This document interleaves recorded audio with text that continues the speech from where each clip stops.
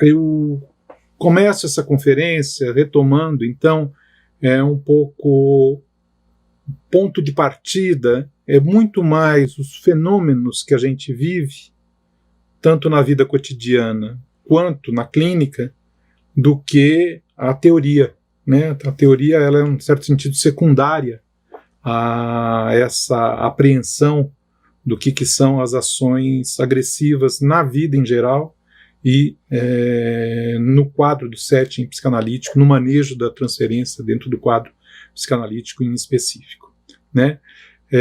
Então, esse fato humano, eu vou retomando primeiro uma série de características que tem a ver com esse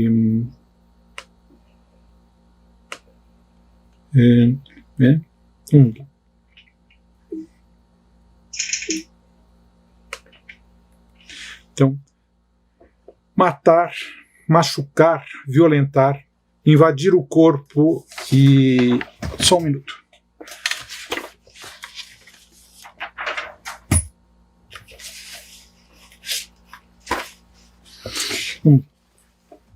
Matar, machucar, violentar, invadir o corpo e a alma com a intenção de subjugar, danificar ou destruir são evidentemente ações agressivas. O invejoso agride a pessoa ou coisa invejada. O perverso é agressivo, sempre protegendo-se nas sombras. O suicídio é uma ação agressiva contra si mesmo, mas também uma agressividade dirigida ao outro. A tortura, a escravidão são ações contínuas agressivas. A guerra, a bomba de Hiroshima e Nagasaki, o Holocausto, as ditaduras, tudo isso é de uma agressividade extrema que abala a própria noção de humanidade. O boxe, o futebol, o tênis são agressivos. O jogo de cartas, aquele buraco que a gente joga às vezes entre casais, né, onde é tão comum aparecerem certos ataques agressivos, assim, neste momento, né? O cirurgião extirpa um câncer, isto é agressivo, visando preservar e não destruir. Os amantes se fundem fortemente, isso é agressivo, mas não visam destruir um ao outro.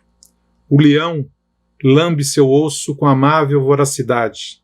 É difícil dizer se é ou não agressivo. O bebê dá pontapés dentro do útero. Não se pode dizer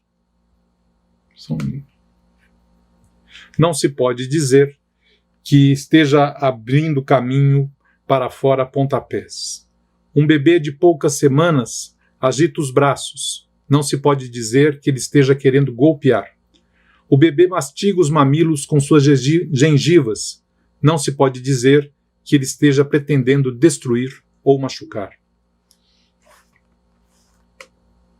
A inveja do seio bom, no sentido kleiniano, a necessidade de destruir o que é bom, no sentido winnicottiano, também geram ações agressivas. A reação terapêutica negativa, seja no que se refere ao paciente, seja ao analista, é uma ação agressiva. A compulsão à repetição, impondo reviver os mesmos tipos de sofrimento, é uma ação agressiva. O paciente deixa de pagar. Isto é agressivo. O paciente deixa o analista esperando. Isto é agressivo. O paciente usa a análise. É uma agressividade própria e necessária do processo analítico. O analista cobre e interrompe a sessão no horário combinado. Estes são seus modos lícitos de ser agressivo. O analista usa o paciente para usos indevidos aí no sentido de, por exemplo, ser inteligente, né, ou ser amado, né? Esta é uma agressividade patológica do analista. Permanecer vivo implica comer o mundo. Isto é agressivo. Encontrar um lugar para viver é uma conquista, e toda conquista tem uma dose de agressividade. Enfim, viver é agressivo. Morrer também. Mas nem toda ação tem uma intencionalidade agressiva. O que me interessa abordar aqui, para fins do manejo da agressividade no tratamento psicoterápico psicanalítico, é diferenciar a agressividade como um efeito não intencional do estar vivo, da agressividade que visa deliberadamente destruir ou danificar o outro, bem como também analisar as diversas dinâmicas existenciais relacionais que geram ações deliberadamente agressivas. Temos, pois, dois polos de compreensão para a agressividade. Aquele no qual ela é um efeito secundário, por exemplo, o feto chuta a barriga da mãe, e aquela no qual ela é o objetivo primário. Entre os dois extremos, evidentemente, uma miríade de comportamentos que mesclam ou fundem esses dois casos. Para a compreensão desta situação complexa, devemos, por um lado, compreender esses dois casos extremos, e, por outro, temos que compreender como ocorre a origem da agressividade, como uma ação dirigida à destruição ou dano de um objeto externo, bem como a compreensão das condições de possibilidade para que exista uma intenção agressiva. A vivacidade fetal, certamente, não poderia ser considerada uma agressividade intencional. Os abraços tórridos dos amantes também não. O brincar com, no sentido de ser com o outro, também não carrega em si mesmo a intenção de destruir ou danificar o outro, e etc. Referindo-se a aspectos mais primitivos do comportamento, nesse sentido de identificação de uma ação que aparentemente parece agressiva ou faz uma agressividade no mundo, mas não tem a intenção agressiva, né? Referindo-se a aspectos mais primitivos do comportamento agressivo, o Winnicott diz: em suas origens, a agressividade é quase sinônimo de atividade. Poderíamos considerar muitos dos comportamentos da vida cotidiana, tanto individuais quanto sociais, como ações que não visam agredir, mas podem danificar, transformar, modificar ou até mesmo destruir o outro, o que configura uma situação muito diferente da expressão de uma agressividade inconsciente. Vamos tentar analisar, então, alguma coisa que diz respeito às condições de possibilidade para que haja uma agressividade intencional, né? Uma intencionalidade na agressividade, e dado que talvez esse seja o nosso grande trabalho de procurar o sentido dos atos humanos, né? E compreender esse sentido juntos com o paciente. A agressividade intencional depende da possibilidade de apreensão da própria ação como causando ou podendo causar dano a um objeto ou ao outro. Na medida em que o comportamento é proposital, a agressividade é intencional. Isto é fundamental no processo de interpretação ou manejo da agressividade do paciente no processo analítico, dado que o importante a ser revelado e colocado em jogo no processo de tornar consciente o inconsciente é justamente a intencionalidade da ação destrutiva ou agressiva. No entanto, como apontei acima, a possibilidade de haver um propósito intencional para a agressividade é uma conquista do processo de desenvolvimento emocional e não um dado inato da natureza humana. Neste sentido, devemos colocar a pergunta: quais são as condições de possibilidade para que possa haver uma agressividade intencional? A questão da integração da vida instintual como algo que passa a ser apreendido como fazendo parte do self, apreendido como sendo alguma coisa que advém de si mesmo, tem uma importância fundamental na compreensão das diversas formas como a agressividade aparece no mundo e nas relações interpessoais, dado que, para o Winnicott, a fonte da agressividade é a experiência instintiva. Logo, a maneira como o ser humano apreende as próprias pressões instintivas são fundamentais para entender como que ele não só as manifesta, como ele as administra e que sentido ele dá a essas pressões. Dizer que a agressividade tem na experiência instintiva sua fonte não quer dizer que estamos supondo a existência de um instinto agressivo, herança filogenética, expressão de uma lei da física, segundo a lei da termodinâmica, ou ainda alguma determinação metafísica de cunho religioso ou não. Ou que exista um impulso dirigido para a agressividade, seja um impulso cego, descarga energética, sem intenção, seja intencional. Mas sim que é a partir da experiência com as pressões instintuais que a agressividade surgirá como uma ação que age sobre o mundo de modo a danificá-lo ou transformá-lo, com ou sem esta intenção. Bom, só este ponto desta conferência já nos levaria para uma discussão muito longa sobre a compreensão deste conceito freudiano, que é a pulsão de morte, criado para resolver alguns problemas clínicos, como compulsão à repetição, o impulso demoníaco, a reação terapêutica negativa, e também para explicar de onde viria a agressividade do ser humano, né? Eu vou só pontuar aqui que essa posição de Winnicott não se refere ou não considera a pulsão de morte como uma fonte instintual da agressividade, né? Depois podemos voltar a esse tema mais à frente. Aqui é necessário insistir nesta diferenciação fenomenológica fundamental referida aos modos de viver e aprender a vida instintual. Por um lado, o corpo está sempre presente, desde o momento da origem mais primitiva da vida da alma, sendo no início sinônimo de vitalidade ou de mobilidade. O soma e o psique são uma coisa só, indistinguíveis um do outro, vividos pelo feto como sendo a mesma coisa. A vida instintual,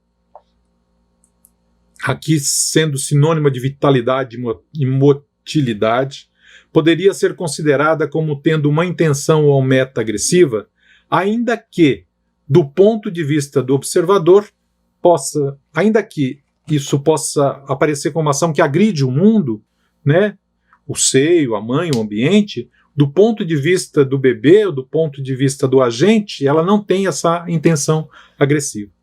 Para o Winnicott, a agressividade faz parte da expressão primitiva do amor, o impulso amoroso primitivo, como ele vai se referir, né? Uma expressão na qual o próprio ser humano não tem intenções destrutivas.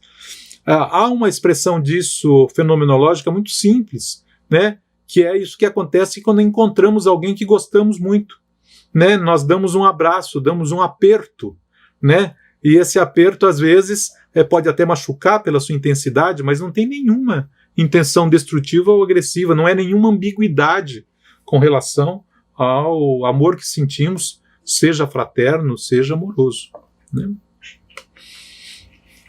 Com o nascimento, o bebê é jogado numa outra situação. Então, inicialmente, isso que o bebê vive dentro do útero, dentro da barriga da mãe, né? Depois, com o nascimento, e esse momento onde ele surge, ele vive a vida instintual, o psique e o soma, como sendo uma coisa só. Com o nascimento, ocorre uma ruptura nesse sentido, e também teríamos que explicar por que é isso, mas eu só vou apresentar a análise do fenômeno. A partir do nascimento, o bebê viveria, né, a vida instintual como não sendo algo que ele criou. E já que não é como algo que ele criou, ele está sofrendo, ele sente como advindo de fora, e não como uma criação sua, né? Cito Winnicott: na área que estou examinando, os instintos não estão ainda claramente definidos como internos ao lactente. Os instintos podem ser tão externos como o troar de um trovão ou de uma pancada. Há um ponto delicado aqui da teoria e da compreensão da teoria da agressividade, da teoria da administração da vida instintual em Winnicott, porque no início, dentro da barriga da mãe, o soma e o psique são uma coisa só. Com o nascimento, eles se separam. São duas linhas, a linha instintual e a linha do desenvolvimento do ser, do ego, identitário, alguma coisa assim, né? É esse momento em que o self sente que a vida instintual é algo externo a ele, e no processo de desenvolvimento isso depois será de novo conjugado, e nós vivemos essas coisas sobrepostas, ok? Nesse meu livro, Psicanálise do Ser, né, publicado em 2020, que é sobre uma visão fenomenológica da psicanálise, né, eu apresento alguns gráficos onde dá para ver isso mais claramente, apresentando o processo de desenvolvimento, né? Então, no início fundidos, depois separados, depois para frente no desenvolvimento com a posição depressiva, com o concernimento, diversas integrações, e dentro delas a integração da vida instintual para dentro do self. E aí isso vivido junto, podendo ser apreendido separadamente, mas vivido sempre junto, né? Só mais tarde, então, com o amadurecimento e com uma série de integrações, é que a vida instintual será integrada ao self e passará a ser vivida, então, como algo que é próprio do indivíduo, algo que o constitui e que ele tem que administrar. A integração da vida instintual no self corresponde a uma das condições de possibilidade para que a agressividade possa ser vivida como tendo propósito ou intencionalidade. O Winnicott vai considerar esse fenômeno como parte do desenvolvimento do ego. É por isso que agora eu passo a analisar junto com vocês os 3 momentos do desenvolvimento do ego. Porque dependendo de como o ego está integrado ou não, é que a intencionalidade estará mais ou menos presente, mais ou menos reconhecida, né, nesses movimentos. Então, são esses estágios que seriam importantes de a gente compreender para entender os diversos modos como a agressividade se expressa na natureza humana. A compreensão da origem da agressividade pode ser realizada levando-se em conta o estágio de organização do ego. Inicialmente, não há integração. Num polo oposto mais distante, há uma pessoa inteira, integrada, que apreende a si mesmo e o outro como pessoa inteira, aonde a vida instintual está totalmente integrada nesta unidade do sujeito psicológico. Entre esses 2 polos, uma fase intermediária, né, um processo que levará pouco a pouco à integração do ego, como levando então a pessoa a se constituir como uma pessoa inteira, whole person, como diz Winnicott, aonde as relações a 3 corpos, as relações no cenário edípico, né, estarão se realizando, vivendo. É a chegada nessa situação de integração, né, com a sua tarefa fundamental, que é a administração da vida instintual nas relações interpessoais, né, que passa a ser a tarefa, talvez a tarefa central, mais aquela inicialmente revelada por Freud na análise da relação do neurótico, né, em termos de relações de objeto, em termos de impulsos amorosos e destrutivos em relação aos objetos, dentro do triângulo edípico, né? Então, cada um desses estágios ou do estágio do desenvolvimento do ego, vai realizar, então, um modo de expressar a agressividade de uma maneira. No estágio inicial, onde não há integração, onde as ações, o sujeito não está, não há ainda concernimento, né? Ele não há ainda a intenção da agressividade, né? No outro estágio final, onde há uma personalidade total, onde a agressividade pode estar envolta de uma intenção agressiva, consciente ou não, né? E entre esses 2 polos, este polo intermediário, que pela sua complexidade é onde eu vou estar abordando um pouco alguns dos fenômenos aí envolvidos neste momento, né? Nessa fase intermediária, né? O que nos interessa agora analisar é justamente as ações agressivas acompanhadas de intencionalidade, o que dependerá do grau de maturidade ou integração do ego como sujeito da ação agressiva. Mais ainda, como sujeito que reconhece sua ação como agressiva e a usa desta maneira, com este objetivo, seja conscientemente, seja inconscientemente. Então, vamos destacar nesta fase, né, considerando esse desenvolvimento, 3 situações para explicar essa origem da agressividade. Uma ou 3 situações, talvez nós pudéssemos até ampliar mais do que isso, mas são 3, digamos, exemplos clínicos, fenomenológicos, que nos fazem ver, né, como que a agressividade está sendo gerada, e nos fazem também ver como que isso poderia estar acontecendo no próprio processo analítico, no processo de desenvolvimento emocional do paciente e na relação interpessoal, relacional, afetiva do paciente com o analista, né? Essas 3 situações são: a primeira, a que advém a agressividade que advém quando não há integração dos impulsos amorosos e destrutivos, né? A integração não ocorre, né? E como é que os impulsos agressivos tomam o cenário central. Uma outra, que é uma vez que pode ter havido essa integração, aonde o sujeito reconhece que faz ações destrutivas no mundo, mas que o mundo não o ajuda a fazer ações de reparação. E quando isso não acontece, não há sustentação ambiental, a agressividade também ocupa um lugar central. E um terceiro momento, que é sendo experienciada a integração do amor e do ódio, se vocês quiserem, né? Pode ocorrer aí uma ruptura e o ódio, então, aparece até de uma maneira explosiva, né? No cenário do comportamento socioemocional do indivíduo, né? Eu ressalto que a compreensão dessas dinâmicas, né, visa, em última instância, né, a compreensão do manejo do setting, da transferência e da interpretação no encontro analítico, né? Então, eu vou passando alguns pontos assim para a gente poder não ocupar todo o tempo com a minha fala, evidentemente. Então, esse primeiro ponto, a agressividade que vem da não integração. No processo de integração, mas ainda não integrada, a criança pode oscilar, né, entre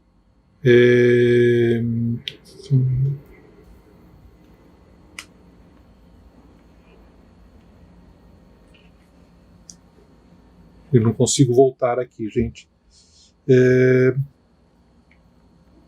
Só um minuto.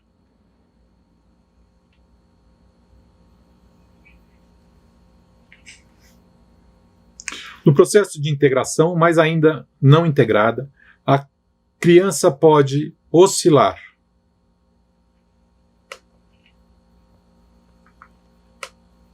entre ser muito amorosa e muito agressiva. A criança pode ser intensamente... Isso na saúde. A criança pode ser intensamente amorosa, mas também intensamente furiosa. Às vezes levando os pais a falarem que não é a mesma criança, o que está acontecendo, né? Essa dissociação será eliminada ao longo do processo de desenvolvimento emocional, desde que haja sustentação ambiental para isso. No entanto, se esse processo é interrompido e a cisão permanece, isso pode levar a modos de ser no mundo que leva à impossibilidade ou à dificuldade para amar, à impossibilidade de ver e considerar o outro. A agressividade advém da ruptura.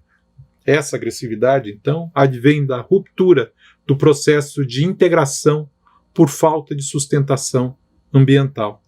A agressividade que surge aí advém, portanto, da cisão entre esses 2 modos de ser no mundo, impulsos amorosos, impulsos destrutivos, gerada por falta de sustentação ambiental, que pudesse garantir à criança a estabilidade amorosa para que ela pudesse, com o tempo e a presença estável do ambiente, fazer essa integração.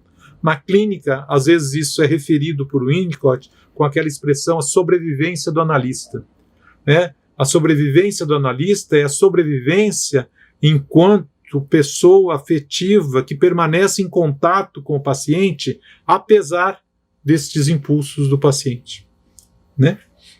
Muito bem. Vamos ao item 2, uma outra agressividade que advém do fracasso na realização do ciclo benigno. Quando isso ocorre, ou seja, quando o ciclo benigno se completa de forma satisfatória, com a criança sentindo que fez a reparação e esta foi aceita, isto reforça a integração e alivia a criança do medo de destruir o mundo com seus impulsos, bem como a faz confiar que o mundo pode acolher tanto seus impulsos destrutivos quanto seus gestos de reparação. É esta dinâmica que estabelece o movimento em direção à vida social, constituindo o anseio para dar, construir e reparar, né? Eu lembro de uma cena que um paciente meu traz, que ele muito pequeno estava andando na fazenda, tudo, pegou os ovinhos de um passarinho, foi cuidar, os passarinhos quebraram na mão dele. E é um homem que até hoje tem grandes dificuldades com relação à sua agressividade e à sua sexualidade, porque é a vida instintual que está em jogo aí, né? Então, isso que não pôde, essa experiência entrou dentro de um contexto onde ele não tinha a sustentação ambiental para poder integrar a sua própria instintualidade, né, como uma coisa construtiva e não destrutiva, né? No entanto, quando essa então sustentação do ciclo benigno não ocorre, né, ou seja, quando o ambiente não acolhe, só um minutinho que às vezes fica, eu não consigo, não acolhe e sustenta o impulso reparador da criança, ao que o Winnicott denomina abandono, né? Então, quando ocorre um abandono da criança, ou seja, quando não há quem aceite uma oferenda ou reconheça uma tentativa de reparação. Olhem como há uma nuance clínica aqui, que tem a ver com alguma coisa que às vezes é difícil de entender, um presente de um paciente, uma gentileza de um paciente, né? Se ele tiver nesse movimento reparador e você não entende aquilo como uma sedução e não aceita, você não sustenta, né, o próprio gesto reparador do paciente, e ele não terá muita esperança de que a ação reparadora nele no mundo pode ter lugar, né? Então, quando ocorre uma coisa dessa, a cisão é intensificada, a integração dos impulsos amorosos e destrutivos é quebrada, e a agressividade aparece ocupando um lugar central, né? Seja de forma ativa, com a criança agredindo o ambiente, seja passiva, com a criança deprimindo-se com a falta de sustentação, né?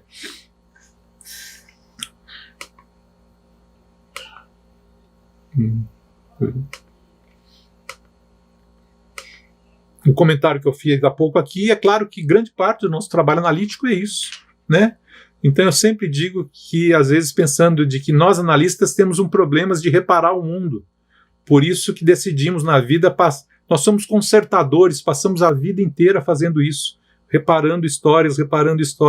Evidentemente, cada um de nós tem um problema de reparação, né? Ninguém ficaria gastando tanto tempo da sua vida cotidiana e o tempo todo e se repetindo, se isso não tivesse um valor afetivo importante para quem faz, né? Mas isso diz respeito talvez às condições de possibilidade para ser analista, né? Isso é um outro tema, né? Vamos ao outro item dentro desse cenário, né, que é a agressividade, que advém da cisão entre o bom e o mal, quando essa integração já foi inicialmente experimentada, né? Esse é um outro momento, né? Vamos lá. No entanto, quando, ao invés da integração, então, quando acontece uma quebra, quando essa integração já foi realizada, mas ela se quebra, né? Então, quando ocorre isso, né, diz o Winnicott, se a cisão dos objetos em bom e mal realmente ocorre, o sentimento de culpa é atenuado, né? Mas, em compensação, o amor perde uma parte de seu valioso componente agressivo e o ódio torna-se mais explosivo, né? Evidentemente, grande parte do que está aqui já foi feito por Melanie Klein muito bem, né? Então há todo um pensamento kleiniano muito bem constituído dentro do pensamento winnicottiano aqui, ainda que hajam certas inserções, certas questões que não teriam sido abordadas ou pensadas por Melanie Klein, né? Bom, eu acho que todos esses itens Então, isso que a gente poderia ainda expandir pensando nisso, mas ele diz em respeito a algumas características desse momento, dessa fase intermediária, aonde o ego está começando a se integrar, seja inicialmente só com a distinção eu, não eu, seja depois, mais tarde, como uma pessoa inteira. Tem uma série de fenômenos aí envolvidos, e é claro que as rupturas aí podem gerar agressividade, né? O que eu gostaria de falar agora é um pouco mais desse outro campo, quando já chegamos a uma integração, quando já temos um mundo interno constituído, né? E, em primeiro lugar, quero falar um pouco do que é esse processo de integração aqui, né? A administração do mundo interno gerando ações agressivas, né? No processo de desenvolvimento emocional, com a relação de um conjunto amplo de integrações, eu estou falando isso que é a chegada no concernimento ou na posição depressiva, essa integração tão importante, né? Chegamos a um momento no qual o sujeito psicológico está estabelecido como uma unidade a partir do qual o indivíduo age no mundo. A integração que leva a este momento do desenvolvimento tem como resultado ou conquista. Aí eu enumero uma série de coisas, né? Uma série de conquistas, fenômenos ou dinâmicas, né? Então temos a constituição do mundo interno e externo, né? Essa distinção começa a estar mais fortemente estabelecida ou a se estabelecer. O reconhecimento da vida instintual como pertencendo ao self.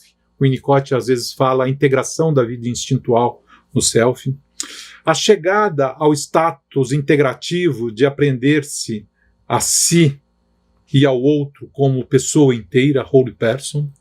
A chegada numa situação em que a angústia de castração tem lugar, porque enquanto você não é uma pessoa inteira, você não pode ter uma angústia, um medo, uma angústia terrível de perder uma parte. Só tendo chegado aí é que essa angústia de castração pode ser possível e ter lugar.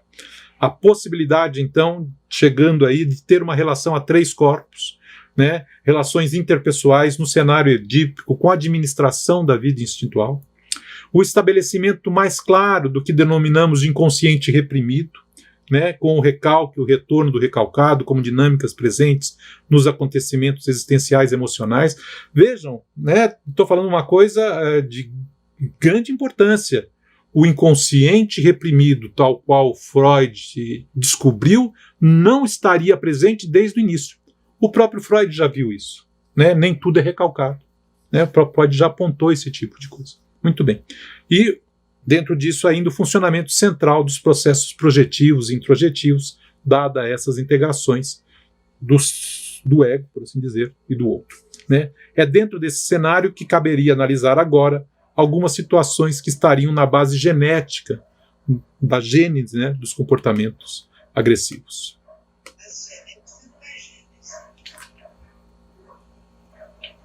Sim? Bom, falando então dessa administração do mundo interno, eu vou destacar 3 situações ou 3 fenômenos, né? Um deles é quando há uma introversão e depois o sujeito volta dessa introversão ao mundo, né? E isso pode gerar agressividade. Depois um outro fenômeno denominado assim por Anna Freud, que é a identificação com o agressor, né? E depois um outro fenômeno que é uma certa experiência de uma certa morte interna ou de um aniquilamento interno que tem como defesa maníaca a agressividade em relação ao mundo, né? Então vamos seguir tentando falar um pouquinho de cada uma dessas coisas aqui. Vamos lá. A primeira dela é essa, a introversão e o retorno da introversão gerando agressividade. No fenômeno da introversão e saída da introversão, o Winnicott vê uma importante fonte comum da agressividade dirigida ao mundo externo. Descrevendo a situação de forma sucinta. Na saúde, a criança tem interesse no mundo externo e no mundo interno. Num sentido ou situação patológica, a criança se recolhe para seu mundo interno, introversão, de modo a concentrar o que é bom no mundo interno e o que é mal e projetar para fora o que é ruim. Isto pode se intensificar e a criança se torna patologicamente introvertida, né? Assegurando-se do que é bom no mundo interno né? E se isso acontece com uma certa segurança, a criança se fortalece, né? E se restabelece, né? E uma vez restabelecida, retorna ao mundo externo. Mas quando ela retorna ao mundo externo, este mundo externo é agora repleto de perseguidores e a criança se torna, então, agressiva em relação a este mundo. A introversão ocorre, em geral, porque um ambiente falha em sustentar a criança, seja antes da ocorrência da introversão, seja no retorno da criança ao mundo. Eu estou fazendo apontamentos muito rápidos, né, só para marcar os fenômenos, né, e marcar certas dinâmicas, né, para preencher esse grande quebra-cabeça aí que é esse tema, né. Então, um outro tema muito interessante, né, que é esse da identificação com o agressor, fenômeno, creio eu, que atualmente na situação social que vivemos, né, e com um número grande de apoiadores de ações agressivas, de figuras que são figuras governamentais e que defendem, né, a agressividade, né? Então nós teríamos aí uma grande parte da população que é oprimida se identificando com justamente com os opressores. Aí teríamos toda uma análise do campo desse campo de uma sociologia psicanalítica, né, da agressividade no mundo contemporâneo, né? Bom, mas falemos um pouco desse fenômeno tal qual Anna Freud o identificou. Tanto a percepção quanto a possibilidade de integrar aspectos amorosos e destrutivos de si mesmo e do mundo têm seus limites, seja na infância, seja na vida adulta, né? Focando nossa análise na infância, para caracterizar como esta limitação pode gerar impulsos ou atos agressivos, quando eu digo limitação aqui, é aquilo que a gente pode elaborar do mundo, integrar do mundo, né? O exemplo que eu às vezes dou é o seguinte: tentem imaginar 5 bolas de bilhar. Vocês vão conseguir. Agora 5 bolas de bilhar azul e 5 brancas. Vocês vão conseguir. Agora 5 brancas, 5 azuis e 5 vermelhas. Vocês vão conseguir. Agora 333 brancas, 432 amarelas, 945 azuis e 304 verdes. A nossa imaginação não consegue, ou seja, nós temos um limite na apreensão do mundo. Também temos um limite na nossa apreensão do mundo afetivo. E a criança também tem isso. Então, dependendo do que a criança vive na situação familiar, aquilo está para além da sua capacidade de apreensão. Tá ok? Parênteses, aquela história do congelamento do trauma tem a ver com isso. A criança vive alguma coisa que ela não pode ainda ter possibilidade de elaborar, vive e guarda. Ou seja, ela viveu, mas não teve a experiência. Mas, fechando parênteses. Retornando aqui para ver esse fenômeno no caso da identificação com o agressor. Então, para caracterizar essa limitação, como essa limitação pode gerar impulsos ou atos agressivos, podemos considerar a situação na qual uma criança, concentrada em si mesma e nas suas coisas, presencia uma briga entre os pais. Situação que ultrapassa sua possibilidade de integração daqueles fatos no seu self ou nela, né? Seja pelo reconhecimento de que essa realidade externa não diz respeito a ela, seja via os processos identificatórios com as figuras parentais. A situação ultrapassa suas capacidades para assimilar a experiência no seu mundo interno, integrando com suas outras experiências e identificações com os aspectos bons e maus dos pais e dela mesma. Isso é demais em termos de que exige a maturidade que é exigida dela. Se isto acontece, né,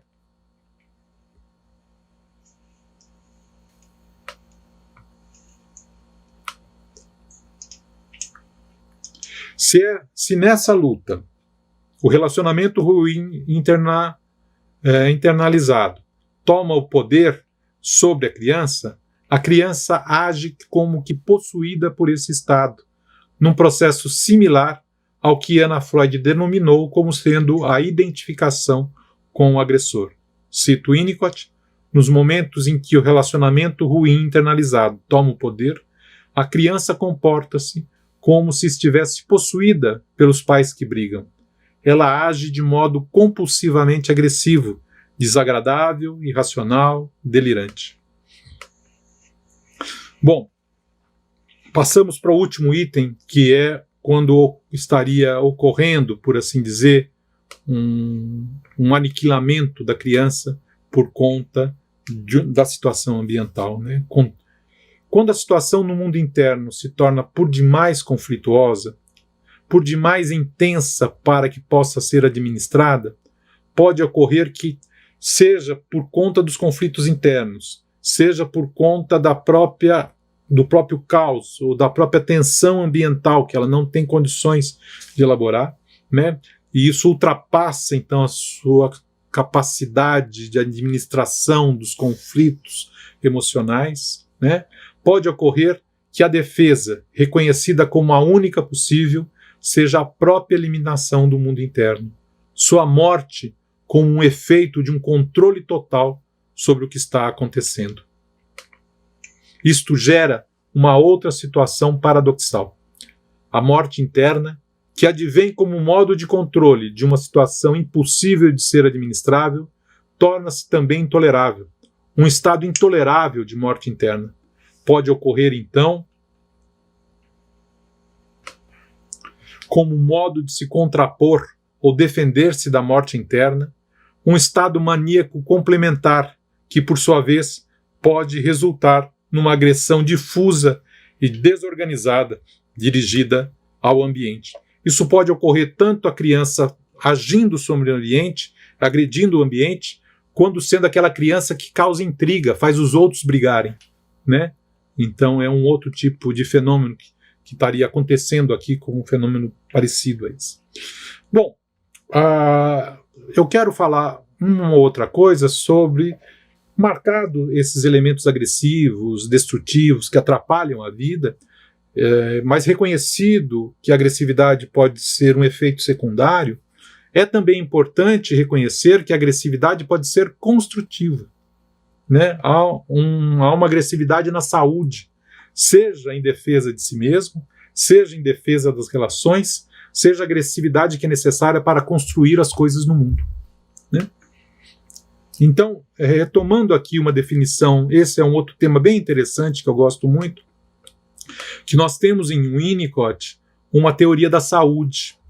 Nós em Freud não temos uma teoria da saúde descritiva, né? Nós temos mais talvez uma metapsicologia da saúde, que a saúde se dá em função da posição do ego em relação ao superego e ao id, mas uma teoria descritiva da saúde nós não temos em Winnicott. Nós não temos em Freud, nós não temos em Klein, nós não temos em Lacan, a ponto que Paul Laurent Assun, reconhecendo isso, vai dizer, a psicanálise parte do sintoma para entender o funcionamento do homem, e o Winnicott não parte do sintoma, ele parte de uma situação mais antropológica da saúde. Acho que o Winnicott não é muito analista, não. Ele é mais um antropólogo, né? Ainda que ele reconheça o grande valor clínico. Comportamentalista. Hã? Ele é nosso comportamentalista. Né? Então, veja uma definição de saúde que o Winnicott dá, que é uma definição não normativa, descritiva e nem por isso normativa, né, por assim dizer. Na saúde, o indivíduo pode guardar a maldade dentro de si para usá-la contra forças externas que o ameaçam, que ele julga valioso. A agressividade tem, nesse caso, um valor social. Esse valor é dado pelo fato de aqui, em contraste com a agressividade maníaca ou delirante, ficar preservada a objetividade. E assim, o inimigo pode ser enfrentado com economia de esforços. Trata-se de um inimigo que, para ser atacado, não precisa ser amado. Vou falar uma frase muito simples, que todo mundo vive. Inimigos comuns fortalecem a amizade, né? E é claro que temos diversas diferenças, tudo, e às vezes até fazemos, digamos assim, um certo bullying, uma certa ataque na cozinha daqueles que são os nossos companheiros na sala de estar, né? Mas essa agressividade, ela pode estar ela não necessariamente ela pode parecer destrutiva, mas ela pode estar exercendo alguma coisa que é da constituição grupal, da própria constituição da identidade, da união que pode ser construtiva, né? Evidentemente, há certos limites aí que a gente precisaria cuidar, né? Muito bem.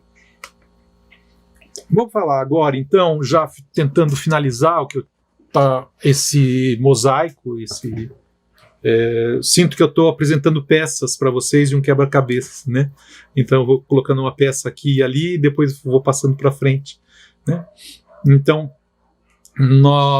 cabe ainda dentro desse contexto agora, sem me estender sobre esta fase da personalidade total, tendo chegado a essa situação de uma integração como pessoa inteira, né? Referir-me à agressividade que deriva de dois aspectos fundamentais estruturais, né, muito presentes.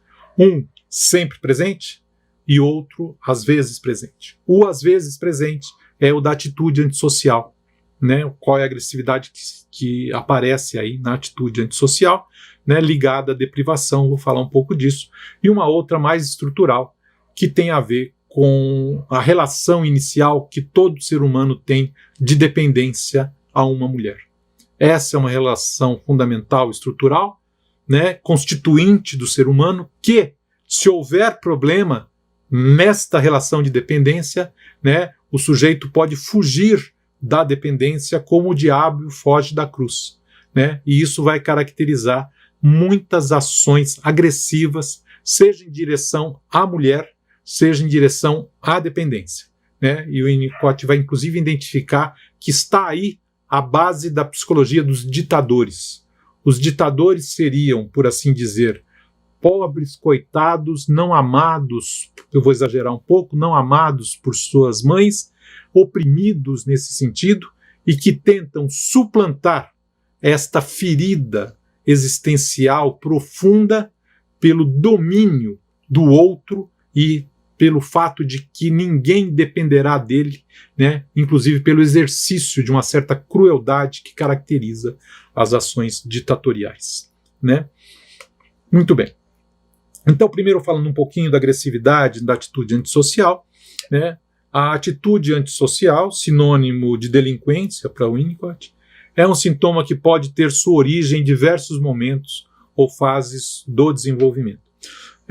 Eu teria dúvidas se toda atitude antissocial advém, ou toda delinquência advém da deprivação, né? Tenho a impressão de que há muita delinquência e atitude antissocial que não advém só deste fenômeno. Mas esse é outro tema também para a gente discutir. Então, é um sintoma que pode ter sua origem em diversos momentos ou fases do desenvolvimento, né, podendo o indivíduo estar mais ou menos integrado, né, mas tendo chegado a uma integração mínima, né, que o permite perceber que ocorreu uma falha do ambiente. Quem falhou foi o ambiente, não ele, né, causada pelo próprio ambiente. E que esta quebra no ambiente, né, deixou de fornecer a ele aquilo que era fornecido, né, quebrou a confiabilidade que ele tinha até então, né, vivido. Ou seja, tudo ia bem. Houve uma quebra, ele percebe que essa quebra foi feita pelo ambiente, né? A atitude antissocial, então,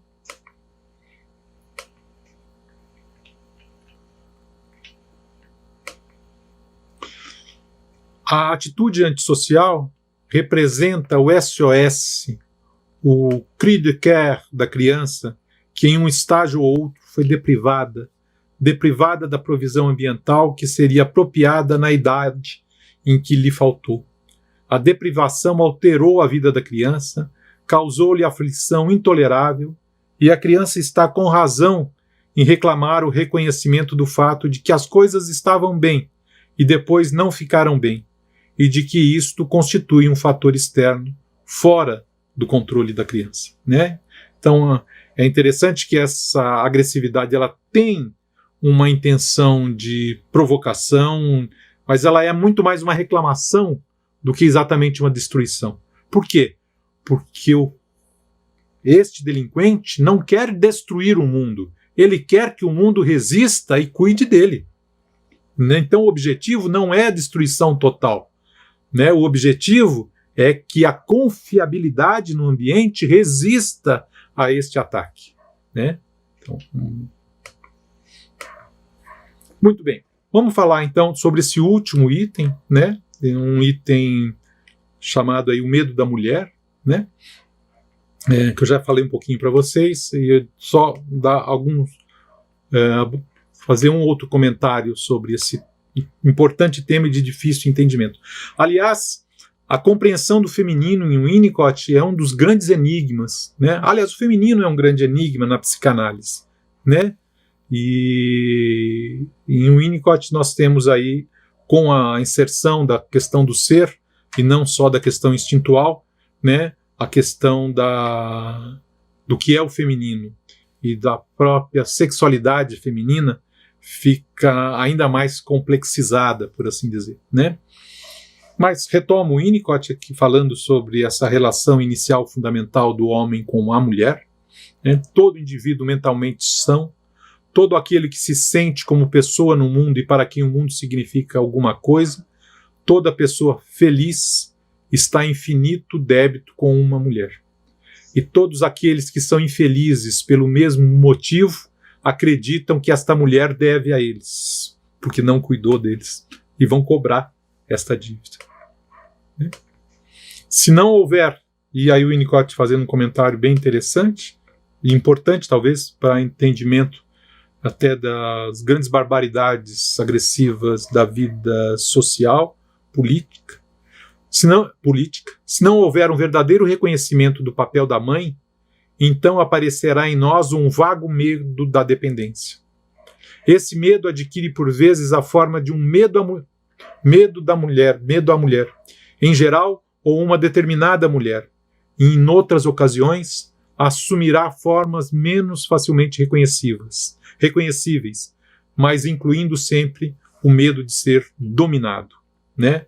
Não é à toa que todos os ditadores são paranoicos, por assim dizer. Né? Muito bem.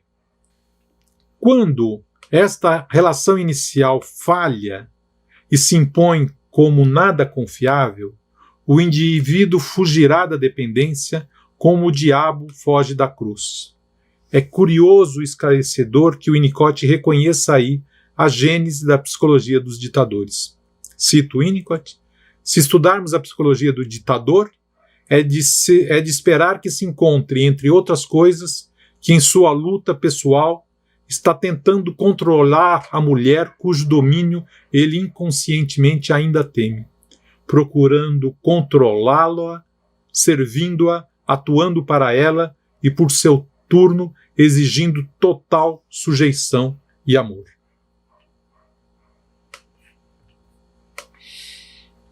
Quantos horrores advêm daí? E quantos assassinatos, feminicídios advêm daí? Né? Não é sem precisão arguta que Freud se refere aos perversos como sendo pobres diabos. E indo para a parte final, então finalizando essa minha conferência, espero não ter sido muito longo, né? Esse conjunto de distinções visa tanto esclarecer os diversos sentidos possíveis das ações que podem ser agressivas, no que se refere aos danos que podem gerar dos objetos ou nos outros, mostrando que a consideração da intencionalidade da ação é fundamental para a compreensão das ações agressivas, bem como que há uma miríade de ações interhumanas que, mesmo podendo causar dano ao outro, não tem esta meta ou sentido, e isto não ocorre só quando se é bebê, se ocorre nas nossas relações cotidianas, né, de uma série de ações que estão carregadas de vida instintual ou de intensidade, né, ou às vezes até são ações que não estão...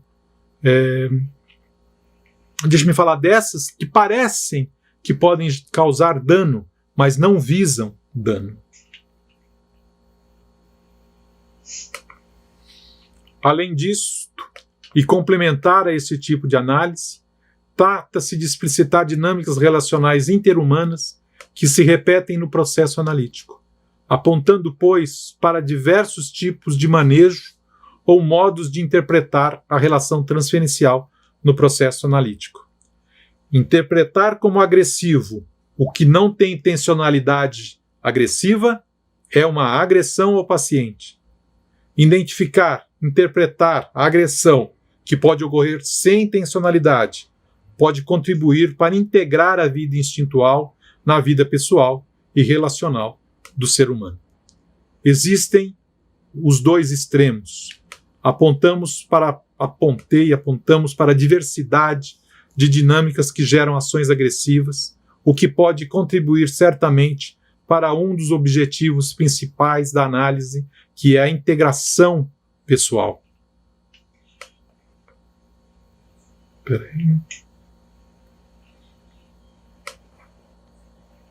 E a conquista da possibilidade de amar e aproveitar da existência, como bem apontou Freud, referindo-se aos objetivos do tratamento psicanalítico. Dentre as integrações e conquistas da saúde, a que nos interessa aqui ressaltar é a integração da agressividade como algo a ser usado construtivamente, mesmo que possa destruir sem intenção, né? Então era isso que eu tinha para apresentar para vocês, né? Depois tem o texto aí com as referências bibliográficas, mas, bom, foi isso que eu consegui desenvolver até agora, né? A convite de vocês e Diana, e então interrompo aqui a minha fala, te agradeço muito a possibilidade de estar aqui com vocês e apresentar esse esboço de reflexão sobre o tema da agressividade, né? Muito obrigado.